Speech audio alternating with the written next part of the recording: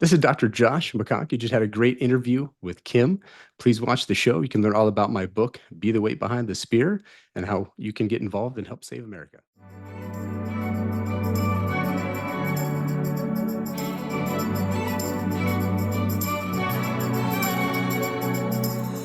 Welcome to the show. I'm so glad you're here. You're going to be so glad you're here. I have got an incredible guest, Josh McConkey. He is an incredible man in so many different ways. He serves in our military. He's a doctor. He's done a couple different things on the doctor front. He's a dad. He's a husband. He's run for Congress. He's a lottery winner. We have so much to unpack here, Josh. Josh, welcome to the show.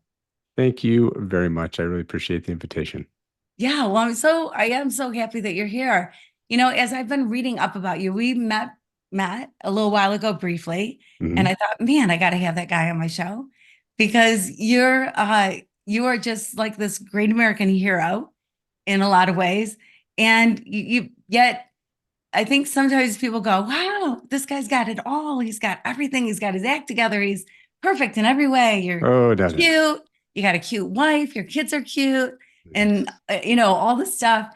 But life is life, right? I mean, it throws us curveballs sometimes. I have been very blessed. I've seen a lot of crazy things. I've got a lot of crazy stories, lots of stuff to talk about. And yeah, just lots I've learned. Yeah, well, awesome. So first, I want to start out with: when did you know you wanted to be a doctor? Because that's quite a path. That's a career field that I was exposed to early on. So my stepmother was a nurse, and she would tell us at the at the dinner table, we had stories about crazy cases and what she saw in these big trauma centers and emergency departments, like in Omaha, Nebraska, when she was a student. I grew up in a really small town, so there wasn't a lot of excitement. My dad was a railroader. My great grandfather and my grandfather were all railroaders. So, I was the first McConkey to even go to college. So these medical stories were always fascinating. And she got me some opportunities to shadow some physicians when I was in high school. And me being like a super nerdy guy, I was the math and science guy. I was always looking for challenges. And as I looked into medicine and, 4 years of college, 4 years of medical school, and then residency, I was like, man, that sounds like a fun career. But by the time I was a sophomore or junior in high school, I had a teacher, Mrs. Nelson. We had to do these big career papers, big research paper, learning how to do all the documentation and the citations and all of that. And I did mine on medicine, and that is what hooked me. Wow. Wow. Well, it's nice having those Yeah. teachers that make you do things Yes. that sometimes at the time, I remember doing a research paper in high school thinking, God, do I really have to type that many words? Like, Yeah, yeah. This is before like a lot of the word processors, like literally typing machines. yes, yeah, yeah. And it seems so overwhelming going to the library, right, to Yeah. do research. Oh, yeah, yeah. No internet. I mean, there was, I think, Metacrawler. There was some very, very early internet, but yeah, not really. Yeah. And I think back then too, teachers weren't thrilled when you used the internet, what of the internet there was there. They wanted to make sure that you spent those hours in the library Yeah, going well, through all the files. you get those old school encyclopedias, Yes. trying to find out which volume it's in. You find the index and you dig through there, and then they tell you which volume that's going to be in. Just, stuff that kids today, they'll probably never see an encyclopedia other than in a museum or something. Probably Yeah. true. That's Yeah. probably true. Yeah, so funny. So, you went to med school. Was it difficult for you to get in? Probably not. You're Yeah, a well, student. again, like super blessed with opportunities. So Nebraska had a program called a Rural Health Opportunities Program, RHOP was short.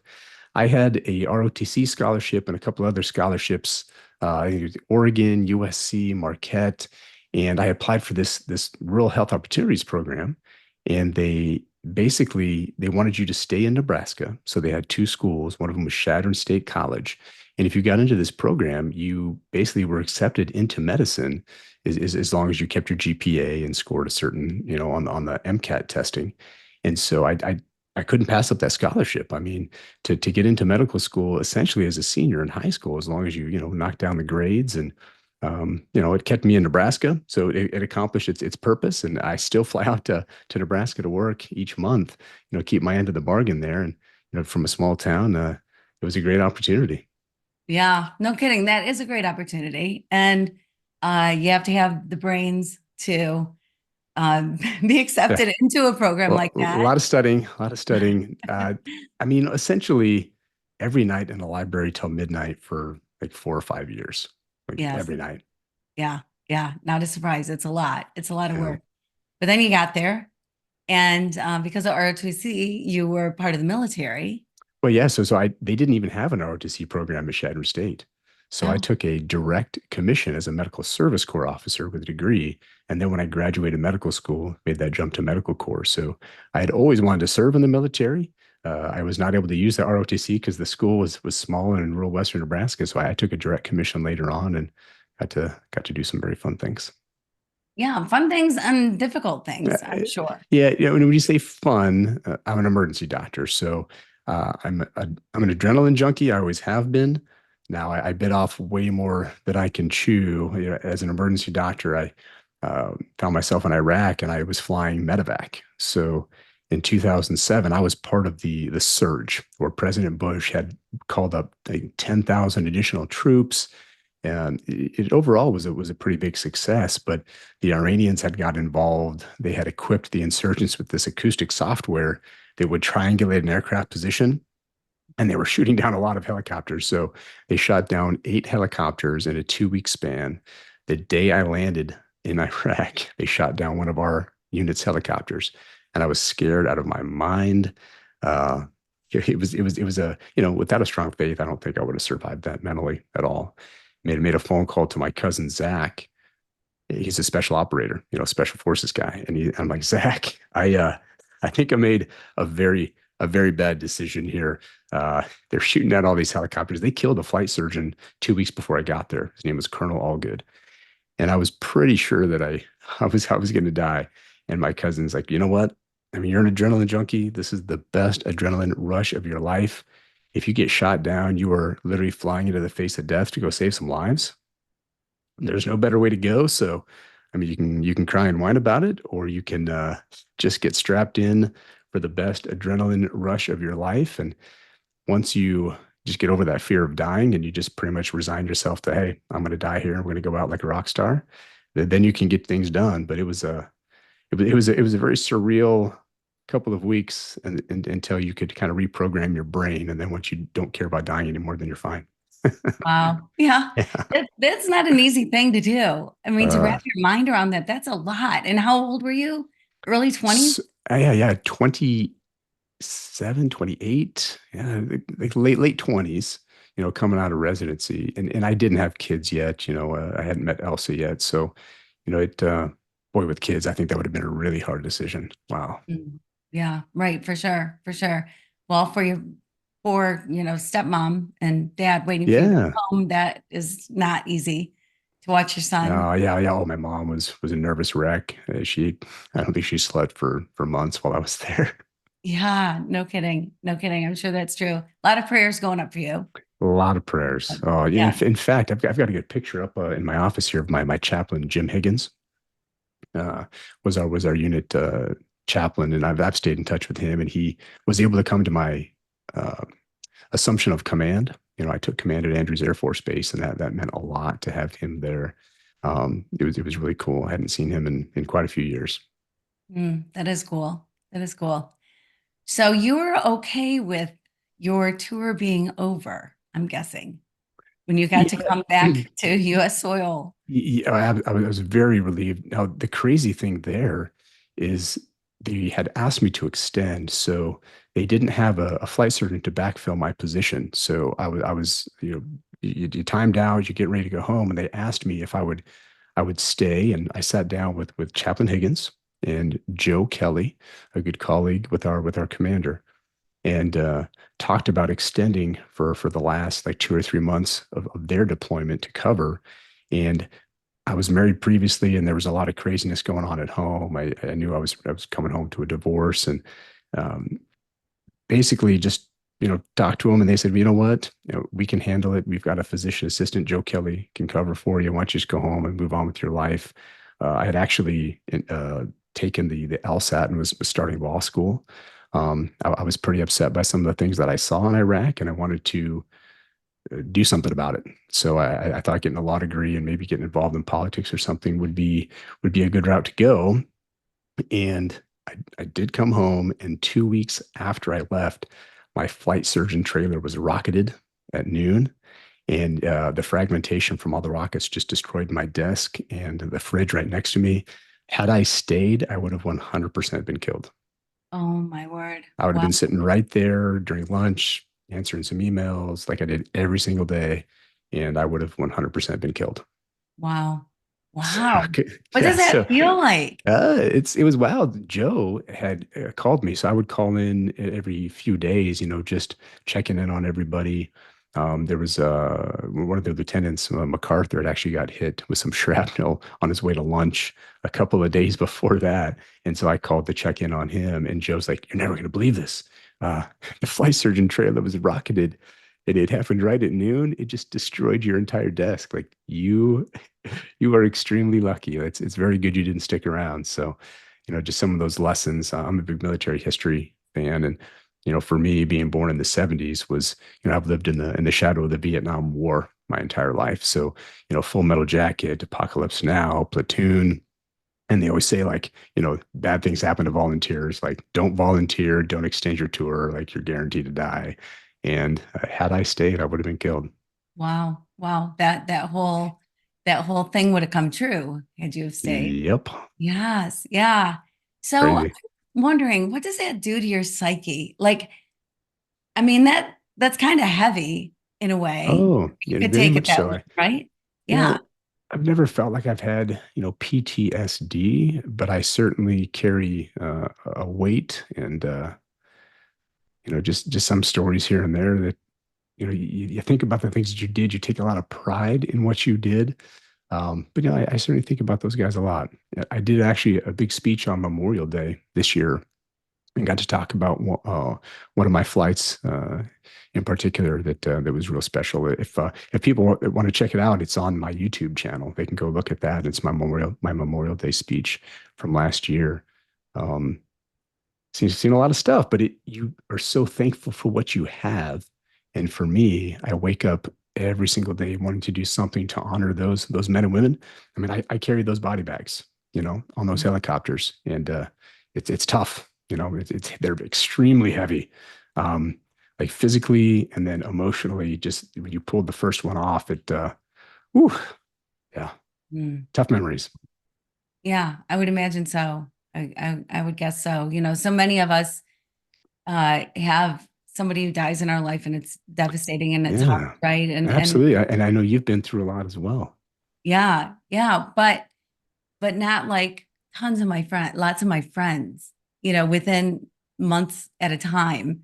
Like when you're in the military and you get to know people or you see them on base or whatever, and then you're bringing them home in a body bag that has to be so, I just can't imagine how Yeah, difficult that's got to be. and that's the stuff that I remember when you see some of the policy failures from that engagement, and then subsequent engagements where they just repeat the same mistakes over and over.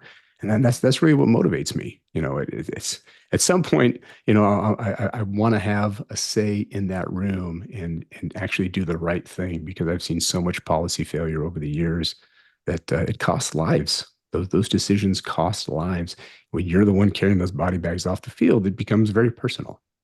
Yeah, well, I'm all for 2028 Josh for president. Huh. So I you need wish someone I to wish I lead the had, charge. Let me know. my congressional race. I was very well qualified. I ran a fantastic campaign, had a great team. I have a gift of picking good talent. I surround myself with good people. I'm not a genius. I don't know everything, but I find the people that are. And I got outspent by $12 million. Mm, It just it's such a crazy money game that had it been even the slightest of an even playing field, I probably would have won very handily. But with $12 million, you could buy so many TV ads there. I had no chance there, but we ran a great race, a very good race, a clean race. Didn't get dirty. Um, good yeah, for you. learned a lot. Yeah, that's interesting. My brother ran a couple All years ago right. for U.S. Congress, and one of the things that happened is a guy jumped into the race with a whole lot of money, Mm. gave him a phone call and said, I don't care if I have to spend $30 million. I will spend whatever it takes to win the seat. And you think, man, you can't buy a seat, but no, Oh yes, yeah, no, you can. yeah, you totally can. You You totally definitely can. can. Money speaks. And yes, the guy with the most money wins. And that's kind of a sad Did that guy win? statement. Yeah, yeah. My brother ended up dropping out of the race because Oh. he knew he couldn't compete with that. And did the other guy win the general election too? He did. Ah, He sure did. And yeah. whoever won the prelim, he was going to win it because of, The primary. Oh, the yeah, makeup. with the Right, right, districting. Yeah. right. And so, yeah, I was just at a band competition, so I like to call it prelims, I guess. Yeah. But yes. Hey, I was um, a band nerd too. I played trombone. What did you play? well, really? Yeah. Well, I didn't play. I have a granddaughter who's in color guard. Oh, oh, there you go. And so, yeah, so her team was just at nationals. They crushed it. They did so Mm, good. They were amazing, but super the proud, and amazing you got to team. be there. That's And I had awesome. to be there. I know it was so cool. But yeah, so go band people. Yeah. Go band nerds. Yes. Yeah, yeah. I'll tell you a quick story about that actually. So last year, her band, Jenison High School band from Jenison, Michigan, got to be in the Macy's Thanksgiving Day parade. Ooh. Oh my word. It was so great. In fact, I got to the parade. You go early, early in the morning, right? You got to be there at 4 o'clock in the morning to save a spot on the curb. I mean, it's terrible. They tell you to wear a diaper because there's no bathrooms. I know. I'm thinking, I'm not wearing a What? diaper. Like, what is that? Ouch. I know, Oh right? They do man. the same thing for New Year's, for the huge New Ooh. Year's Eve thing. Yes, I did I'm not not know wearing that. one. Right. So I was talking to people next to me, this really nice couple, and they had a couple little kids, and we're chatting and chatting. And they got up for a minute and walked, to get coffee. I figured whatever. And then they came back and they're like, Kim, come here, come here. And they started running. So I ran with them. I didn't know where we were going. Somehow I trusted these new friends. Hmm. And we went across the street. And across the street were for military and first responders. So there was Oh. nobody on the other side of the street. But then the police officers that were there started letting people over. Well, he was in the military. And so they said, come be our mom, be our mom. And so Um, I sat right on the curb, right on the curb. And then, you know how they stop whoever's going to perform on the star, mhm. they stop for a couple minutes. And so the whole parade stops for the time that someone's performing. And so the parade stopped, the band, Jenison High School band, directly in front of me. My granddaughter Oh. in this band of over 200 was directly in front of me. Oh, It's so fantastic. cool. It was so cool. Oh, Yes. Yeah. what an experience. That's my wife's bucket list item is to go to that parade. Oh, do it. Yes. Yeah. I mean, Someday. I think it's a one and done for me. Like I like to be warm in my house, smelling the turkey cooking while I'm watching the Yeah. parade. But definitely, I would go. Definitely go. Anyway, I digress. Whole Yeah, nother. that's a great story. Yeah. But so, yeah, and you mentioned the Vietnam War. So I had a POW bracelet. I Oh, grew up in that time. And yep. I just prayed that when my sons were old enough that there would not be a war and there'd be no draft. And then there was a war. When my sons Yeah. were of age, there wasn't a draft, but there was a war. And I had two of my four sons join the Navy. Oh, they did. And I Okay. was dying. Uh, Oof. I was so afraid. I thought, how can they join? Don't I have to sign something? Yeah, Like, yeah. Did really? they They get can a just go choice? join? Yeah, no kidding. Uh, No kidding. But was there any apprehension when you were going into the military with your family? no, I joined before 9/11. So at the time when I joined, it was, hey, we're looking for medical personnel and we're going to be doing all these mission trips in Guatemala and Honduras and just that's what it was supposed to be. And then so I joined in April of 2000, and then obviously September of 2001, we all know what happened. So it changed completely after that. And at that point, you're pretty fired up. I mean, you're very proud to serve. I was in uniform on the day 9/11. I was doing a medical rotation, and I was wearing the Army greens, with the tie and the dress green uniform, and I was going into work at a Dr. Forney, one of the rural family practice docs, and just listened to that on the radio. It didn't make a lot of sense. Turned around and drove home, and then watched the second plane. Mm. And it was just, whoa, this is not accidental. And I was very proud to be in uniform. And had I not, already been part of the military, I would have joined immediately. So Yeah, I think a lot of guys, a yeah. lot of people in general had that same feeling. And yeah, I think everybody too who was old enough at that point in time remembers exactly where they were at that Oh, point. huge. I mean, that's a December 7th, like Pearl Harbor event for everyone Yes. who was alive. Yeah, absolutely. Gigantic, Yeah. gigantic. Yes, I went to the in Pennsylvania, the memorial there. It's Ooh. beautifully done. It's incredible and it's so moving. And of course, the memorial in New York is so moving and touching and beautifully done. And so yes, a lot of people too remember and feel I so haven't been to grateful. either one of those yet. That's definitely on my list. I want to take my kids. I should maybe Yeah. do that next summer. It's a good idea. Or you could do it Thanksgiving and Oh, kill two birds yes. with one stone. Oof. Boy, I got to tell my wife the diaper story there. Did you literally wear a diaper? No, heck no, heck no. Oh, and a better part, or what, icing on the cake. Not only was I sitting on the curb happened to be right in front of a coffee shop. And the Oh, coffee shop, if you paid them $6, you could use their bathroom all day. $6.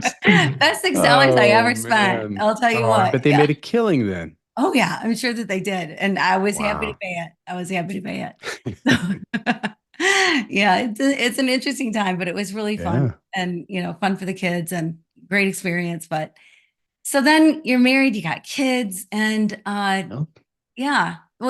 Tell me, like, what is life like for you these days? You've had some big things yeah. happen in the last year. Yeah, so the last year was insanely busy, and just props to my wife, Elsa, for allowing me to do that. We had a long talk, and well, she knows I'm very motivated, and she knew what my motivations were. But just it's a tremendous amount of work, time away from the family for an entire year. So, I've really enjoyed the time back. Luca is doing basketball, so we're doing basketball games. Gabriel and Alexandria are cheerleading. So everyone stays busy. And then we've got piano practice. And for a while, there was gymnastics and, just running all over the place. My wife is at the kids' school as well. So we get a good inside track on the school. And, just enjoying life. We're really excited for the holidays. Thanksgiving is one of Elsa's favorite. And we are actually hosting for Christmas this year. So did you watch Christmas Vacation, National Oh, Lampoon? yes. That's Yeah. Is that's that my what your favorite Christmas is movie. like? That is going to be my household this year. I literally have some of the moose mugs, that he dips in for Nice. the eggnog and everything. It's gonna be absolutely berserk, but I think we'll have a great time. Oh, that will be a lot of fun. So be really careful. The guy that parks the RV in the driveway, Yeah. be careful what he does with the waste. Oh, You we don't we want have things we have a blowing up. cousin Eddie for sure. Doesn't everybody have a cousin Eddie? Oh, just great stories, man. Yeah, I love yeah. family. No kidding. I love that about you because as I read about you and whatever, family is a really big deal to you. Yeah. And it's a beautiful thing. It's the way it No, should be, right? I yeah. mean, if you're going to have one, man, go all in. And it can be crazy and it can be nuts, and there are those moments, but it's beautiful when a family really loves each other and roots Yeah. for each other, right? Yep. And that was when I actually did the one air assault in Iraq, and I thought not going to make it through that one. And that's the one thing that flashes in front of your eyes is, I didn't have kids, I was a biologic failure. My genetic material ends right here. I've Yeah. contributed nothing to mankind. And so I've been very, very happy and very blessed to have a family. So Yeah, right. So there's these highs, like you won the lottery, for instance. yeah, that see another crazy story. You know what? To really understand that one though, you need to know what happened 2 years prior to that. So in 2018, I moved to Texas with some residency classmates to start a business, and we opened up a freestanding emergency department. I had a 10% ownership share. You're actually going to practice medicine the way you want to practice. And we're making some really good money. Again, my dad's a railroader, and I grew up in rural Nebraska, first kid to go to college. So we're doing very well. Well, the CEO is embezzling money. He's writing off lawsuits that involve sexual harassment from another business. And And then he had overcharged us for payroll. I mean, all kinds of crazy stuff. We hired a forensic accountant, found all these issues. And I have a security clearance. So I had applied for a position on the National Security Council. I'm disaster medicine qualified, FEMA, that type of stuff. And approached him and he just went berserk. I was like, I'm not going to use his name.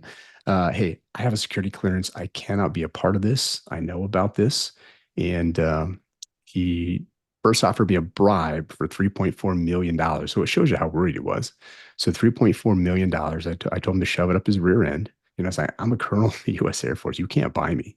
And then come to find out, when I do the research, he's being sued at multiple locations and he writes everybody off, gives them non-disclosure agreements and money. And he found the one dude that he couldn't buy. So he went berserk. He tried to bankrupt the company, did all kinds of crazy things. He just took like $650,000 one day just to say we owed him back management expenses. And then COVID hit. So we had filed a lawsuit to stop him from bankrupting the company, which is his company. He had majority ownership. He's just crazy. He literally was going to burn it to the ground just to spite us. And then at the end of it, I'd filed some complaints with the Texas Department of Insurance and the FBI, but COVID hit and nobody was doing anything. And then he straight up just threatened my family. So sent a goon from Louisiana. Hey, Josh, he knows some pretty scary people. You better be careful. I'm like, oh, really? So he already offered me a $3.4 million bribe. So he's pretty upset. And we actually moved the family to Australia for a year. Me being a super anal retentive planner back in 2011, 2009, 10, 11, when I was in Australia, New Zealand, I got board certified in Australasia. And it was always my backup plan if things ever went crazy. And when I approached him, I had talked to Elsa, hey, if this gets really, really bad, we might have to get out of here because he's a pretty nasty dude. I didn't think he'd actually threaten the family, but I knew he'd get nasty. And so we moved to Australia for a year during COVID, which was in itself just crazy because they locked that whole country down. And you just you learn a lot and still try to make the right decisions. And so after losing, so I lost $5 million in that. It was a complete and utter disaster. And then 2 years later, just karma, I won the lottery. So, I always felt there was a little divine intervention there. It was right in the middle of the congressional campaign, and it got me some free earned media, which is fantastic. And then, just God just saying, "Hey, I know I put you through the ringer there. I tested you a little bit. You hung in there. I've got you." So for me, it was a lot more than just winning the lottery. If you knew what happened a couple of years before that, it was it was pretty wild. So I feel like I'm trying to do the right thing. God takes care of you. Yeah, no kidding. What a great story. It's a wild story, isn't it? It is a wild story, but it sure Ah, ends well. yeah, yeah. There's Yeah. bad people out there. You cannot control the people. You can control yourself. And so they were not great decisions. Turn down 3.4. A lot of people would just take the money and run, but that's just not the way I'm wired. I did the right thing, and at the end of the day, initially lost a ton of money, but came back to me anyway. So Yes. Yeah. Right. Right. Right. win. Yeah. Well, it had to be an interesting moment. So you're holding this piece of paper in your hand and you're watching the numbers come up. Well, so yeah, so this one, it was in North Carolina, they've got online lottery. So I had taken Gabriel to gymnastics on Wednesday, and the gas station's right there. So just literally cross the parking lot, grab some gas, and just look up at the window. And the Cash Five lottery, with just five numbers. I don't play the Powerball. That's impossible. Like six numbers plus the Powerball. So Yeah. I'm a nerd, right? So five numbers is a lot easier, and it was up to like 1.5 million. I'm like, oh, I'll get some of that. You got to pick up Gabriel, bought some tickets online, and then didn't win Thursday night, but I just rolled the numbers forward to the next day, no, Wednesday night and then Thursday night. Friday morning, it's chaos in our house. We're trying to get kids to school. I've got three kids. Brush your teeth, put on your shoes, get your lunchbox and because they just, if apparently if you don't tell them to put their shoes on, they just don't. I Yeah. took my daughter to school one day without shoes after I yelled at her 10 times to get her shoes on. So we're sitting here, it's about 6:30 in the morning, and I get an email, and it's just kind of pings on the phone, and it looks like a scam email. It says, log, click here and enter your tax information. I'm like, okay, yeah, whatever. Yeah, sure. So I did not click on that. I figured it was like, some type of scam, but logged into the online account. And sure enough, I mean, it said like a tremendous sum of money. Like, we need your tax information. And this is like, the NC North Carolina Educational Lottery website. I'm like, Elsa, you want to come take a look at this? I think this is real. She's like, no, that's not real. Uh, Gives me a number to call. I called the number, and they scheduled the time for you to go into the claim center. And then they badge you through like some bulletproof glass, and then you go through another secure door, and then there's this lottery winner room, and they're taking pictures with a big cartoon check. And I'm like, holy cow, this is real. You've got to be kidding me. And they got a gigantic cartoon check, and then they gave me a paper check, and like Elsa, and she's texting me from work, like, is this real? Is it really happening? I'm like, Elsa, like, they're handing me this gigantic cartoon check. Like, this is real. I was like, do not tell anybody. Like, this is crazy. And then my campaign team found out about it. And I found out that North Carolina, like, you know, publicizes names anyway. So whether I wanted it to come out or not, like they release it. So the campaign was like, well, we might as well use it now. So did interviews all the way from all across the country. It was on like USA Today, your Apple phone, like the Apple News is like one of the top feeds on Apple News. And then the Independent and a couple of newspapers from the UK. Yeah, it was wild. Yeah. And so for middle of a congressional campaign, it was fantastic. The other guys I was running against were just totally freaked out. One of them approached me at a dinner, like about a day or two later, and you could just see the look on his face. And he was asking me what I was going to do with the money. And of course, I'm not putting it on the campaign. I'm not an idiot. And I got a family, and I didn't tell him that. So he's like, "Well, you gonna pay off your mortgage?" Or like, "No, man, I'm getting all this earned media. This is divine intervention. I'm winning this race." And he just like goes white. He freaks out. He told me after that, after the primary, that he had got his team together. Like he had a pretty fancy team, big money, and they actually had a meeting about me on whether or not they should attack me and just like destroy me in the media because they Oh, thought I was wow. that big of a threat. And I got a big chuckle out of that. But yeah, I wasn't putting that on the race. No way. And so like the person that spent 12 million, if you have that kind of money, like go cure cancer. I mean, like, oh my goodness, you could like, feed half the world. I mean, just with $12 million, you can do so much. I think that's a little ridiculous putting that on a primary for a congressional race, but that's just me. Yeah, well, it's interesting because money's relative, right? Yeah. So when you have thousands of dollars, a couple $100 doesn't seem like a lot. When you have millions of dollars, 12 million might not seem like a lot. I don't know. I I don't know. guess. I But mean, but I came I from can tell nothing. you, So yeah, right, right, right. I can tell you I wouldn't find that kind of money in my couch. Like it yeah. would not be there. So Nope. yeah, Mm. yeah. And it's too bad that our system works that way, but it does. Money Yep. speaks. But congratulations on winning the lottery. Yeah, thanks. Yeah. Pretty And wild. and you see all these stories, right? About lottery winners that are going bankrupt, not that Yeah, yeah, yeah. far off of winning. So Yeah. for me, it's allowed me to get my message out with the book, and then I did start a nonprofit organization, Weight Behind the Spear Foundation, and so we're just trying to promote community engagement and volunteerism and helping out Western North Carolina right now. They got destroyed in Hurricane Helene, so I'm just doing something positive with it and going to pay that forward, and that's just who I am. So, Yeah. And you bought the mugs for Christmas. oh yeah.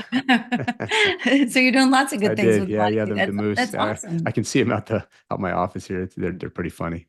Should be a But good that's Christmas. wonderful that you've got such a great attitude about it and that you are Thanks. paying it forward is really a cool thing. So you have had the highest of highs, the lowest of lows in life, and some scary moments, and then some freakish moments like winning the lottery. Like, Yeah. you're the first person I know, I think. And Yeah, me right? too. Yeah. So, but through it all, you've just had this mission to help mankind, to make the world a better place and do what you can to change things. I'm trying. Yeah. Somebody's got to do it. Yes. Isn't that the truth? And Yeah. I think so often you give people some advice because I think so often people think, well, it's just me. What can I do? And so they Yeah. don't do anything. Yeah. Everything that you do every single day matters. So the best resource that we have in this country, it's our people. I'm a military commander, do a lot of national security briefings. China and Russia fear our people. our ability to think outside the box. Our best resource is our teachers, our coaches, volunteers, and families.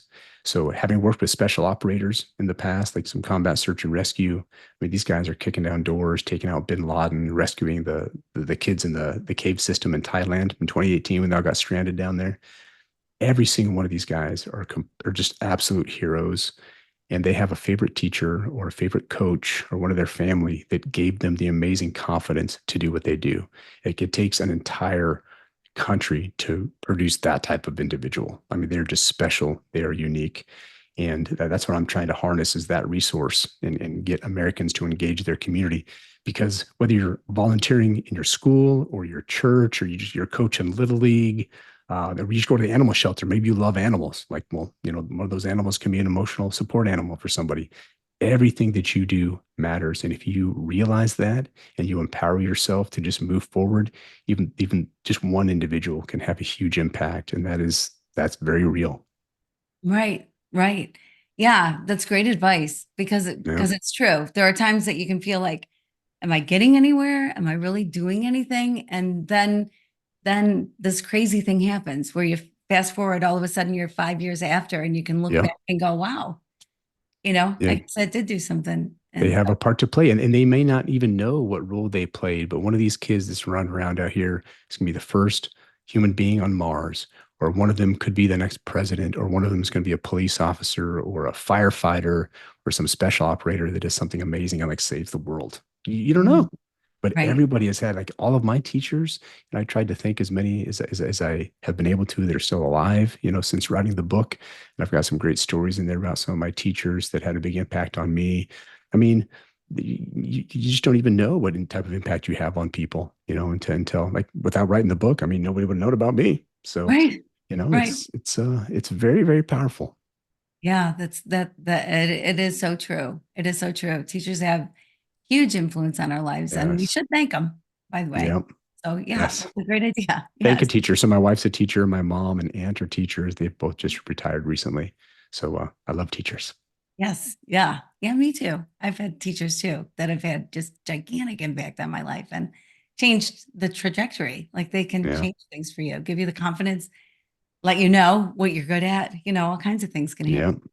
So let's talk about the book, by the way. Thank you. Award-winning book. And so go ahead. Why did you write the book? You And know, yeah, you said it's be the weight behind the spear. We can't all be the special operators, the tip of the spear doing crazy stuff, right? Like I don't take lives, I save lives. So, but like I said, each one of these people have someone really special in their lives. That's the weight behind their spear that gives them that confidence. And what I'd seen in the past few years, really like from COVID onwards, as an emergency doctor, I'm just seeing so much anxiety and depression and unfortunately suicides. It just crushes you, rips your heart out. I had to walk into rooms and just tell families, I'm sorry, your son, your daughter, your parent, somebody has died. And on the military side of things, you got these 18 to 25-year-old individuals that want to serve their country. And they don't have resiliency. They don't have the ability to overcome even the smallest of obstacles. It's a combination of a lot of things that we've kind of done in the country over the past probably decade or so, how we've raised this generation. And then you throw COVID in there and you shut them out of school, you shut them out of churches. They already had problems communicating with people. This iPhone generation. We've got a lot of work to do, and I just taking ownership of problems. It's what I do. I don't like to pass that buck. And that's what motivated me to write the book. I mean, just as a military commander, as an emergency doctor, this is what I see. And somebody has to fix this. Like, we can't let this continue and just ignore it and pretend like there's not a problem. So, unless there's a problem, it's hard to fix it. And this is my prescription for that problem. We need to take ownership of that as a country. yeah, as countries, as families, as individuals. And I love the whole premise behind the book. It is a great book. Yes. It's available wherever books are sold. So Yeah. go and get it, The Weight Behind the Spear. And I love the title because it's so true. Quite often it's the person in the front who gets all the accolades of Yeah. anything, right? That's Yeah. the one that is kind of known. That's the congressman, that's the doctor, that's the whoever in life, right? but it's the people behind that Oh person, yeah. It's the right? families, it's coaches, volunteers.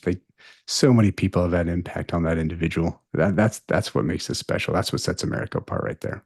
Yeah, I And, love and that that. and that's what people need to focus on because I mean, just right now, it's the most divided generationally and politically as I've ever seen in the country. I'm 47. We need to focus on something that we have in common, like something like this. This is what I want Americans to spend more time on in their communities with the younger generation, teaching leadership and accountability and some resiliency skills. Because I want to retire, right? 15, 20 years, however many years, I'm punching out, I'm done. Who do I hand the keys to? Are they ready? Mm. I don't know a lot of people that say this next generation is just awesome and good to go. I mean, they have their own unique strengths, but I think with resiliency and leadership, there's plenty that they can learn. I'm not ready to hand the keys over yet. Yeah, right, right. Well, and it is interesting because some people will say, "Oh my gosh, the kids of these days, ah, da, da, whatever." Well, every generation, I think, has said that, Yeah, yeah. right? All of these kids, what's going to happen to these kids someday? And so every generation has said that. Yet, they're good people. People are people all over the Hmm. world, right?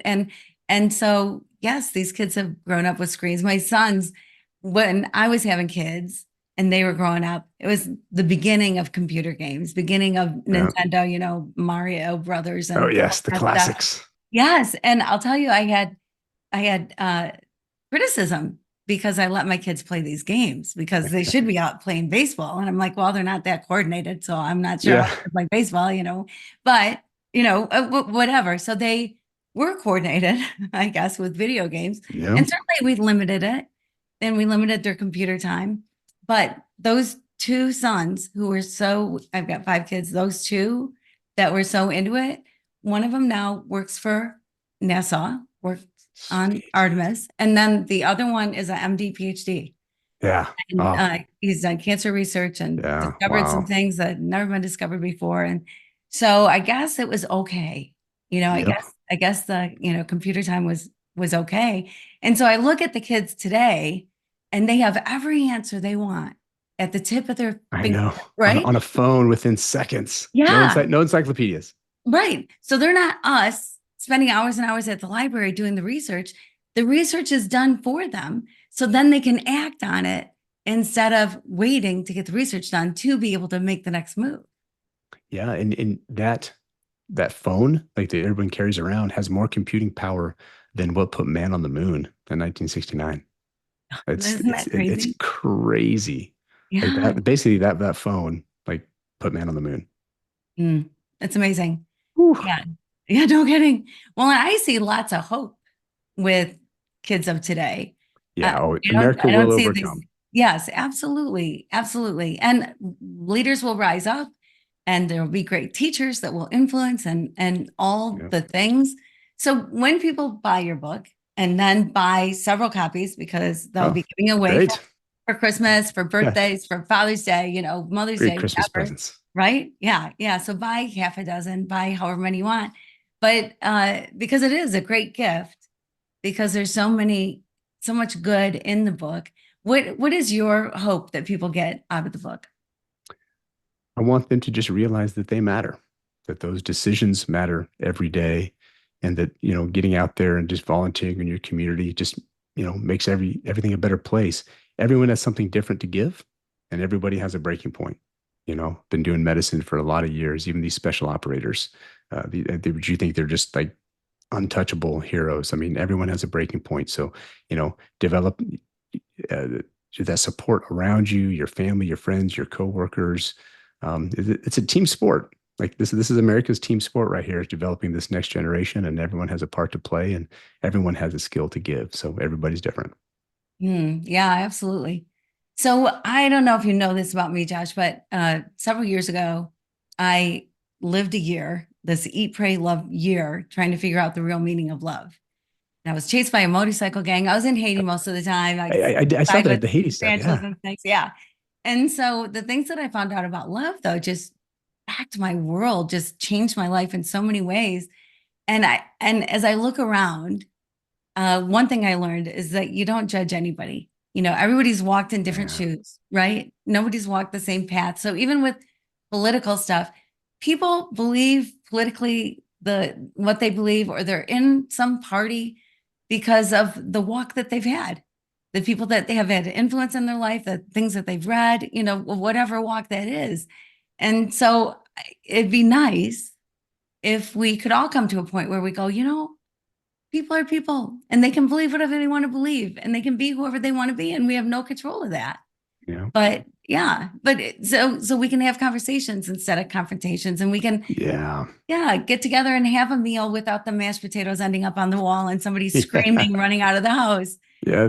For the holidays here, try to keep the politics away, Yeah, we have a lot more in common than we have apart.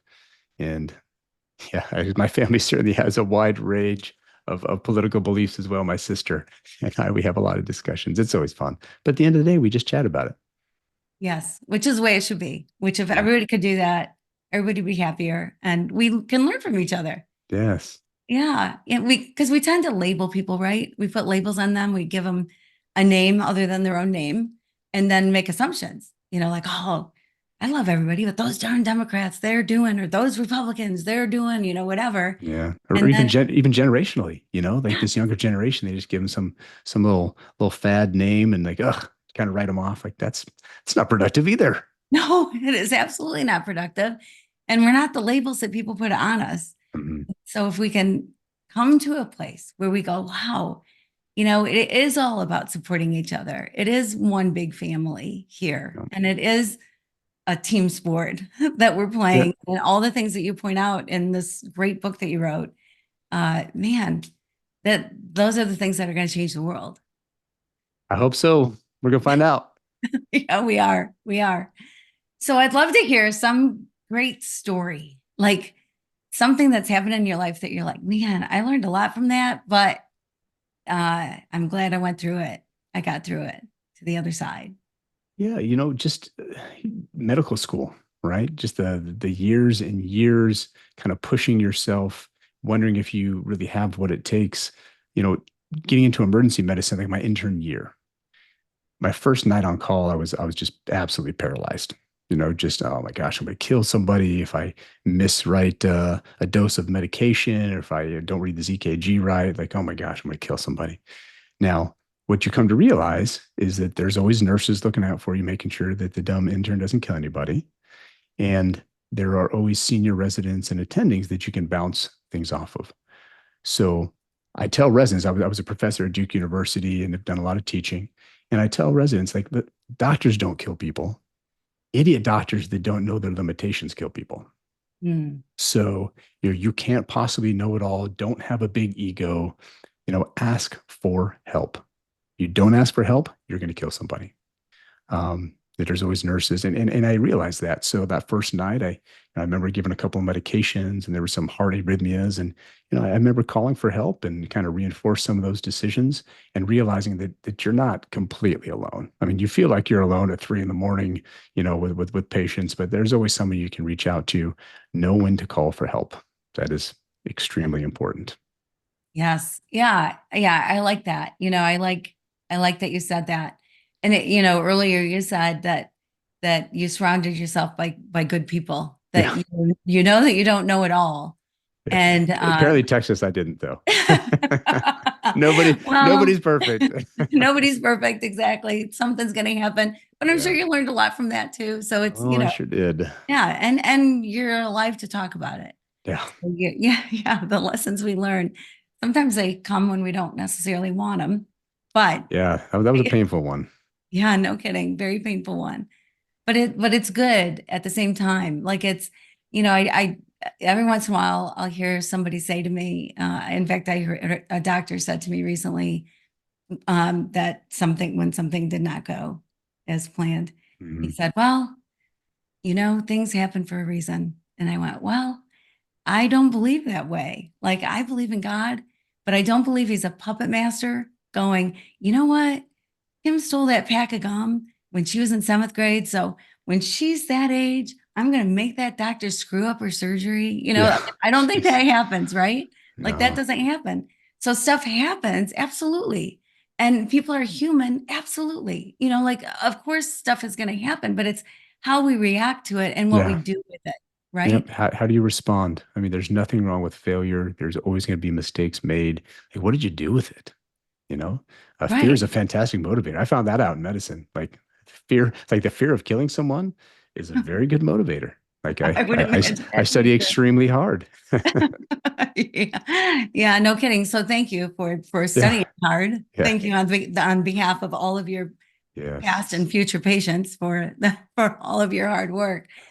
But yeah, that definitely a motivator. I've taken a lot of medical teams, a lot of medical students to places like Haiti, Dominican Oh Republic, yeah. to go and serve. And I'll tell you, like 1 week in a place like that is like a year's worth of education. It's amazing when you are kind of in the trenches and actually doing the day to day and seeing things that you might never see again, Oh actually. yeah. What an experience. Wow. Did you do those every year now?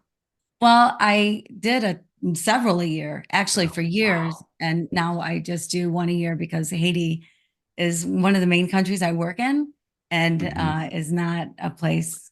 I Yeah. don't think you even can go there right now. Actually, like I don't think It's pretty going unstable. forward. It's basically just kind of run by gangs now, right? It is. It is. So people, Scary. please pray for the people of Haiti. I mean, that's I always describe it as this country that with zero almost opportunity, where it's the poorest country in the Western Hemisphere with the greatest people, wonderful, incredible people that just happen to have been born into the situation. And but they're resilient and wonderful. Everybody I know in Haiti, I have loved and adore. And so it's yeah, it's just some people that decide they're gonna make things bad for people, which is Yeah. sad. There's always people out there taking advantage. Yes, Just there are. try to avoid those people if you can. Yeah, better to avoid the people, absolutely. But yes, so yeah, so maybe we'll go on a medical trip someday together. That would be fun. That would be fun. I know. I'd enjoy it for sure. So, what's your greatest piece of advice that anybody's ever given you in your life? Hmm. This is one that I've thought about like a lot recently, but don't be afraid to get out there and take risks and don't accept criticism from people that you would not take advice from. Oh, If these aren't people that you would go to and ask questions and actually care about their opinion and take advice from, then don't worry about it. That criticism doesn't really hold much water. So yeah, do not take criticism from people that you would not take advice from. where did you learn that? Who told you Well, first? there was I was actually on it was a faith. There's these Wednesday faith calls. I think it was Senator Tim Scott and Congressman Mark Walker, and they do some great like work with faith. Samaritan's Purse is doing a lot of work in Western North Carolina, and that's one of the things he had talked about. And I just thought, wow, that's fantastic. I think I'm gonna start using that one. It's great. It is. It is really great advice. It is for sure. Because criticism can hurt. Absolutely. Yeah, it can tear down. And then you see with social media now, there's so many of these what is it, little Twitter trolls that run around just saying the nastiest, just crazy evil things. You would never say that to someone's face. But you feel empowered on the social media to just say horrific, horrible things about people you know nothing about. Yeah, it's not there's no stock in that. Just ignore them. Yep. Yeah, absolutely. That is really good advice for sure. So give a teacher a shout out. What teacher had the most influence in your life, would you say? Well, Besides the Mr. ones you're Yeah, related to. yeah. Mr. Stout was my biology teacher in high school, always one of my favorite teachers. And probably one of the more difficult courses I had. I remember his classes as a sophomore and then the advanced placement as a senior. He had the craziest, hardest test, and everything was graded on the curve. So, I mean, nobody was getting an A on that test. Like nobody. It was all set on the curve, and I was the one that said it. So it was a great challenge for me. And he really just instilled a lot of confidence and uh, man, he was a great teacher. Mm, that's great. That's great. And is he still teaching? He retired long ago. I think I probably might have been maybe the last like 5 years or so of his career. Him and I mean, Mr. Basically, where I went to school in Western Nebraska, we had just fantastic schools, and I caught just the end of some of the best teachers on the planet. There was, for Mr. Foy, Mr. Stout, Mr. Keene, um, God, Mrs. Nelson I already talked about, the English teacher, just had some really good teachers that had a big impact. And I feel very fortunate. Yeah. Well, and teachers put in a lot of time and a lot of hours and want students to succeed. Like Mhm. maybe there's the rogue once in a while teacher who's just in it for the paycheck, but it's not a real big paycheck. It's not a very So, big paycheck. Oh man. right. So I'm not sure that any teacher is in it for that because it's Yeah. a lot of work. And I coached for years. I coached Oh, great. varsity volleyball. I coached basketball and loved it. Loved being a coach and loved all the girls that have ever played for me. And you develop this bond, right? That is so wonderful. And I quit coaching because things changed with the parents. Mhm. And I think teachers are running into the same thing where it used to be like I remember a story about my husband where there was a teacher who honestly she ended up going into a special place for special people Mhm. from teaching to that place because they found out the things she was doing. But she was hitting kids all the time. She'd pick somebody up by their ears. Like she was just mean. She was Oh, just mean. wow. She was older and probably shouldn't have been teaching, probably had some issues. And he'd go home and tell his folks. And his parents stood behind the teacher. Well, you don't get in trouble then. Well, do what she says to do. You won't get in trouble. And that used to be the way. And then we kind of transitioned into this. Well, is something going on that we need to know about? Like, if one of your kids came home right now and said, "Hey, I've got this teacher who's beating kids," you'd probably go to school, Yeah, right? yeah, but let's And, let's and look into that maybe one a little check it bit. out. Yeah, yeah. Let's check this. Maybe talk to some other parents, see what their kids are saying. Yeah. But then it's kind of gone to the extreme where anything a kid says with some families, with some people, it's just taken to heart. And man, you got to go talk to that coach. And you looked at my kid sideways, and Yeah. whatever.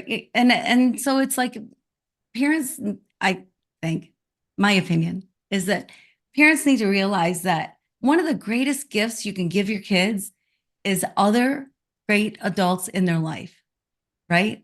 To not be jealous of the coach or the teacher or against the coach or the teacher, whoever it is in their life. But I always wanted that for my kids, other adults to look up to, other adults that they could admire. So, what's your opinion? How do you look at all that? Yeah, no, that discipline and accountability is so important.